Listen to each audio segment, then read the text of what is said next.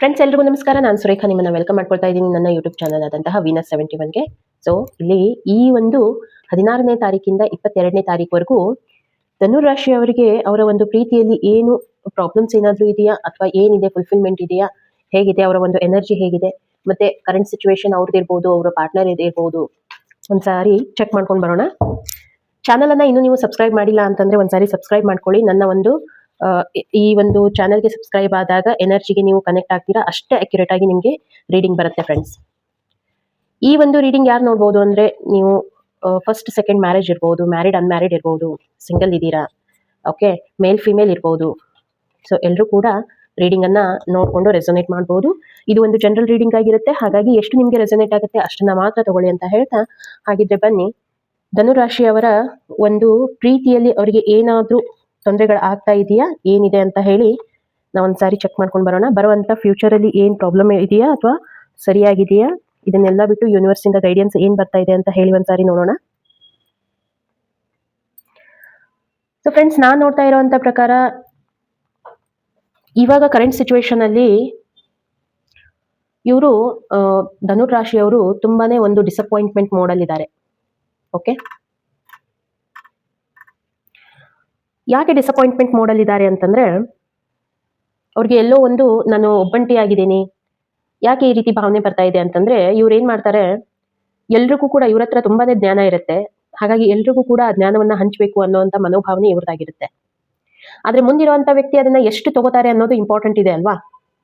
ಈಗ ನೋಡಿ, ನಮ್ಮ ಹತ್ರ ನಾಲೆಜ್ ತುಂಬಾನೇ ಇರುತ್ತೆ, ಬಟ್ ಯಾವುದೇ ವಿಷಯ ನಾವು ಯಾರೋ ಕೇಳಲಾರ್ದೇನೆ ನಾವು ಮುಂದೆ ಅವ್ರಿಗೆ ಹೇಳಿದಾಗ ಅವರು ಕೇಳಲಿಲ್ಲ, ನಮ್ಮ ಮಾತನ್ನ ಕೇಳಲಿಲ್ಲ ಅಂತಂದ್ರೆ ಅಫ್ಕೋರ್ಸ್ ನಮಗೆ ಡಿಸಪಾಯಿಂಟ್ಮೆಂಟ್ ಆಗೇ ಆಗುತ್ತೆ.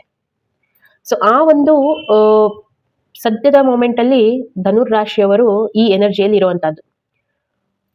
ಯಾವ ರೀತಿ ಅಂತಂದ್ರೆ, ಎಲ್ಲರಿಗೂ ದಾರಿ ಮಾಡಿ ಕೊಡುವಂತ ವ್ಯಕ್ತಿ ತನ್ನನ್ನ ತಾನು ಒಬ್ಬಂಟಿಗ ಅಂತ ಅಂದ್ರೆ ಯಾರು ಏನು ಕೇಳ್ತಾ ಇಲ್ಲ, ನಾನು ಇಷ್ಟೆಲ್ಲ ಹೇಳ್ತಾ ಇದ್ದೀನಿ. ಅಫ್ಕೋರ್ಸ್ ನೀವು ಚೆನ್ನಾಗಿನೇ ಹೇಳ್ತಾ ಇದ್ದೀರಾ, ನಿಮ್ಮ ಹತ್ರ ನಾಲೆಜ್ ಇದೆ, ಬಟ್ ಮುಂದಿರೋರು ಕೂಡ ಅದನ್ನ ರಿಸೀವ್ ಮಾಡ್ಬೇಕಲ್ವಾ, ಅವರು ರಿಸೀವ್ ಮಾಡೋ ಮೂಡಲ್ಲಿ ಇರ್ಬೇಕಲ್ವಾ.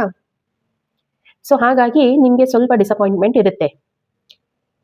ಮತ್ತೆ ಇವಾಗ ನಿಮ್ಮ ಲವ್ ಒಂದು ರಿಲೇಶನ್ಶಿಪ್ ಅಲ್ಲಿ ಯಾವ ರೀತಿ ಇದೆ ಹಾಗಿದ್ರೆ, ನಿಮ್ಮ ಎನರ್ಜಿ ಈ ರೀತಿ ಇದ್ರೂ ಕೂಡ ನಿಮ್ಮ ಲವ್ ರಿಲೇಶನ್ಶಿಪ್ ಯಾವ ರೀತಿ ಇದೆ ಅಂತಂದ್ರೆ, ನೀವು ಈ ಒಂದು ರಿಲೇಶನ್ಶಿಪ್ ಅನ್ನ ತುಂಬಾನೇ ಎಂಜಾಯ್ ಮಾಡ್ತೀರಾ, ತುಂಬಾನೇ ಚೆನ್ನಾಗಿದೆ, ತುಂಬಾ ಎಂಜಾಯ್ ಮಾಡ್ತೀರಾ, ಒಂದು ಫುಲ್ಫಿಲ್ಮೆಂಟ್ ಇದೆ.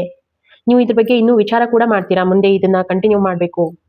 ಸಪೋಸ್ ನಿಮ್ದು ಮ್ಯಾರೇಜ್ ಆಗಿದೆ ಅಂತಂದ್ರೆ ನೀವು 2 ಇಂದ 3 ಪೀಪಲ್ ಆಗಬೇಕು ಅನ್ನುವಂಥ ಭಾವನೆ ನಿಮ್ಗೆ ಬರುತ್ತೆ. ಇಲ್ಲ ನೀವು ಜಸ್ಟ್ ಎಂಗೇಜ್ ಆಗಿದ್ದೀರಾ, ಮುಂದೆ ಅದ್ರ ಬಗ್ಗೆ ಮದುವೆ ಬಗ್ಗೆ ನೀವು ವಿಚಾರ ಮಾಡುವಂತಹದ್ದು, ಈ ರೀತಿ ಎಲ್ಲ ನಿಮ್ಮ ಒಂದು ಭಾವನೆ ಇದೆ.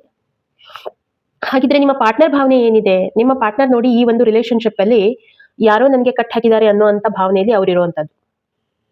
ಯಾಕೆ ಈ ರೀತಿ ಬರ್ತಾ ಇದೆ ಇಲ್ಲಿ ನೋಡಿ, ತುಂಬಾನೇ ಅರ್ಥ ಮಾಡ್ಕೋಬೇಕಾಗಿರುವಂತದ್ದು, ನೀವು ಏನು ಬೇಕೋ ಏನು ಬೇಡ ಅಂತ ಹೇಳಿ, ಏನ್ ಮಾಡ್ಬೇಕು ಅಂತ ಹೇಳಿ ನೀವು ಯಾವಾಗ ನೀವು ಇವ್ರಿಗೆ ಹೇಳ್ತೀರಾ, ಅವರು ಆ ರಿಲೇಶನ್ಶಿಪ್ ಅಲ್ಲಿ ತುಂಬಾನೇ ಯಾವ ರೀತಿ ಬಂದಿ ಆಗಿರೋ ರೀತಿ ಅವರು ಥಿಂಕ್ ಮಾಡ್ತಾ ಇದ್ದಾರೆ. ನಿಮ್ಮ ವಿಚಾರಗಳನ್ನ ಅವ್ರ ಮೇಲೆ ನೀವು ಹಾಕಿದಾಗ ಅವ್ರಿಗೆ ಅಫ್ಕೋರ್ಸ್ ಈ ರೀತಿ ಭಾವನೆ ಬರುತ್ತೆ. ಓಕೆ, ಹಾಗಿದ್ರೆ ಇನ್ನು ನಾನ್ ಚೆಕ್ ಮಾಡ್ತಾ ಇರುವಂತ ಪ್ರಕಾರ ಈ ರೀತಿ ಅವ್ರ ಕರೆಂಟ್ ಸಿಚುವೇಶನ್ ಇರುವಂತದ್ದು. ಪ್ರಾಬ್ಲಮ್ ಏನ್ ಬರುತ್ತೆ ನಿಮ್ಗೆ ಇದರಿಂದಾಗಿ, ಪ್ರಾಬ್ಲಮ್ ಏನಿದೆ ಅಂತಂದ್ರೆ, ಈ ರಿಲೇಶನ್ಶಿಪ್ ಅಲ್ಲಿ ನಿಮ್ಗೆ ಒಂದು ಹಾರ್ಮನಿ ಇರೋದಿಲ್ಲ, ಸೆಲ್ಫ್ ಸ್ಯಾಟಿಸ್ಫ್ಯಾಕ್ಷನ್ ಇರೋದಿಲ್ಲ, ತೊಂದರೆಗಳು ಈ ರೀತಿ ಬರುತ್ತೆ. ನಿಮ್ಮ ಭಾವನೆ ಕ್ಲಾರಿಟಿ ಇದೆ, ಬಟ್ ನೀವೇನು ಅವ್ರಿಗೆ ಹಾಕ್ತಾ ಇದ್ದೀರಾ, ಅವ್ರಿಗೆ ಏನ್ ಪ್ರೆಷರೈಸ್ ಮಾಡ್ತಾ ಇದ್ದೀರಾ, ನೀವೇನು ಅವ್ರಿಗೆ ಒಂದು ಏನು ಲೆಕ್ಚರ್ ಮಾಡ್ತಾ ಇದ್ದೀರಾ, ಅದರಿಂದಾಗಿ ಅವರು ತುಂಬಾನೇ ಡಿಸಪಾಯಿಂಟ್ಮೆಂಟ್ ಆಗಿದ್ದಾರೆ. ಮೇ ಬಿ ನೋಡಿ, ನಾನು ಹೀಗೆ ಇದೆ ಅಂತ ಹೇಳಿಕ್ ಆಗೋದಿಲ್ಲ, ಬಟ್ ಇರ್ಬೋದು ಏನಾದ್ರೂ ಯಾವುದೇ ಒಂದು ಕಾರಣದಿಂದ ನೀವು ಅವ್ರಿಗೆ ರೆಸ್ಟ್ರಿಕ್ಷನ್ಸ್ ಈ ರೀತಿ ಎಲ್ಲ ಹಾಕ್ತಾ ಇರ್ಬೋದು. ಅದರಿಂದಾಗಿ ಅವ್ರಿಗೆ ಏನಾಗಿದೆ, ಯಾವುದೋ ಒಂದು ರಿಲೇಶನ್ಶಿಪ್ ಅಲ್ಲಿ ನಾನು ಬಂದಿ ಆಗಿ ಹೋಗ್ಬಿಟ್ಟಿದ್ದೀನಿ ಅನ್ನುವಂಥ ಭಾವನೆ ಅವ್ರಿಗೆ ಬರ್ತಾ ಇದೆ. ಹಾಗಾಗಿ ರಿಲೇಶನ್ಶಿಪ್ ಅಲ್ಲಿ ನಾನು ಏನು ತೊಂದರೆಗಳೇನಿದೆ, ನಿಮ್ಗೆ ಯಾವುದೇ ರೀತಿ ಸ್ಯಾಟಿಸ್ಫ್ಯಾಕ್ಷನ್ ಇರೋದಿಲ್ಲ, ನಿಮ್ಗೆ ಜಗಳಗಳಾಗ್ಬೋದು, ಒಂದು ಹಾರ್ಮನಿ ಅನ್ನೋದಿರೋದಿಲ್ಲ, ಮುಂದೆ ಏನ್ ಮಾಡ್ಬೇಕು ಅನ್ನುವಂಥದ್ದು ಕೂಡ ಆಗೋದಿಲ್ಲ. ಆ ವಿಚಾರನೇ ನಿಮ್ಗೆ ಬರ್ತಾ ಇಲ್ಲ ಮುಂದೆ. ಯಾಕಂತಂದ್ರೆ ಇದು ರೀಡಿಂಗ್ ನಿಮ್ಗೆ 16 to 22 ಇನ್ ಬಿಟ್ವೀನ್ ಏನಿರುತ್ತೆ ಆ ಒಂದು ಪೀರಿಯಡ್ ಅಲ್ಲಿ ನಾನು ಹೇಳ್ತಾ ಇರೋವಂಥದ್ದು. ಇನ್ ಫ್ಯೂಚರ್ ಅಲ್ಲಿ ಏನಾಗುತ್ತೆ ಹಾಗಿದ್ರೆ, ಇನ್ ಫ್ಯೂಚರ್ ಅಲ್ಲಿ ನಾನು ಇವಾಗ ಚೆಕ್ ಮಾಡ್ತಾ ಇರೋದು, ನೀವು ಏನ್ ಮಾಡ್ತೀರಾ, ಸ್ವಲ್ಪ ನೀವು ಇರ್ಬೋದು, ಅವರು ಇರ್ಬೋದು, ಕರಿಯರ್ ಮೇಲೆ ಫೋಕಸ್ ಮಾಡ್ತೀರಾ, ಇಬ್ರು ಭಾವನೆಗಳು ಯಾವ ರೀತಿ ಇರುತ್ತೆ ಅಂತಂದ್ರೆ, ನೀವೇ ಬಂದು ಮಾತಾಡ್ಬೇಕು ಅಂತ ಅವ್ರು ಹೇಳ್ಬಹುದು, ಅವರೇ ಬಂದು ಮಾತಾಡ್ಬೇಕು ಅಂತ ಹೇಳಿ ನೀವಿರ್ಬಹುದು. ಈ ರೀತಿ ಭಾವನೆಯಲ್ಲಿ ಇಬ್ರು ಕೂಡ ಇರ್ತೀರಾ. ಓಕೆ, ಯಾರು ಒಬ್ರಿಗೊಬ್ರು ಅರ್ಥ ಮಾಡ್ಕೊಂಡು ಹೋಗ್ಬೇಕು, ನಾನು ಇದನ್ನ ಸ್ವಲ್ಪ ಮೂವ್ ಮಾಡ್ಬೇಕು ಇಲ್ಲಿಂದ ಅಂತ ಹೇಳಿ ನಿಮ್ಗೂ ಕೂಡ ಬರ್ತಾ ಇಲ್ಲ. ಈ ಒಂದು ಭಾವನೆ ಅವ್ರಿಗೂ ಕೂಡ ಬರ್ತಾ ಇಲ್ಲ. ಇನ್ ಫ್ಯೂಚರ್ ಅಲ್ಲಿ ಇಬ್ರು ಕೂಡ ನಿಮ್ಮದೇ ಆದಂತ ಒಂದು ಝೋನ್ ಅಲ್ಲಿ ನೀವೇನಾಗಿದ್ದೀರಾ, ಸ್ಟಕ್ ಆಗಿ ಸುಮ್ಮನೆ ಅದನ್ನ ಏನಿದೆ ಅದನ್ನ ಜಸ್ಟ್ ಬಿಟ್ಬಿಡೋಣ, ಅವರೇ ಬಂದು ಮಾತಾಡ್ಸ್ಲಿ ಅಂತ ನೀವೇ ಹೋಗಿ ಮಾತಾಡ್ಸ್ಬೇಕಂತ ಅವರು.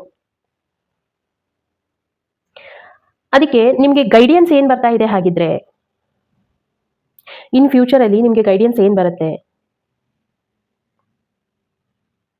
ಸ್ವಲ್ಪ ನೀವು ಇದರಲ್ಲಿ ಅಡ್ಜಸ್ಟ್ಮೆಂಟ್ ಮಾಡ್ಕೊಂಡ್ರೆ, ಇಬ್ರು ಕೂಡ ಏನ್ ತೊಂದರೆ ಆಗ್ತಾ ಇದೆ ಅದರಲ್ಲಿ ಸ್ವಲ್ಪ ನೀವು ಅಡ್ಜಸ್ಟ್ಮೆಂಟ್ ಮಾಡ್ಕೊಂಡ್ರೆ ಖಂಡಿತವಾಗೂ ನಿಮ್ಗೆ ಅಲೋನ್ ಆಗಿರ್ತೀವಿ, ಲೋನ್ಲಿನೆಸ್ ಬರುತ್ತೆ ಅನ್ನೋಂಥ ಭಾವನೆ ಇರೋದಿಲ್ಲ.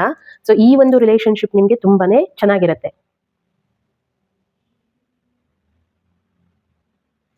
ಯಾಕೆ ಈ ಭಾವನೆ ಹೇಳ್ತಾ ಇದ್ದೀನಿ ಅಂತಂದ್ರೆ, ಇದನ್ನ ನೀವು ಅರ್ಥ ಮಾಡ್ಕೋಬೇಕು. ಇದು ನಿಮ್ಗೆ ಗೈಡೆನ್ಸ್ ಬರ್ತಾ ಇದೆ ಫ್ರೆಂಡ್ಸ್.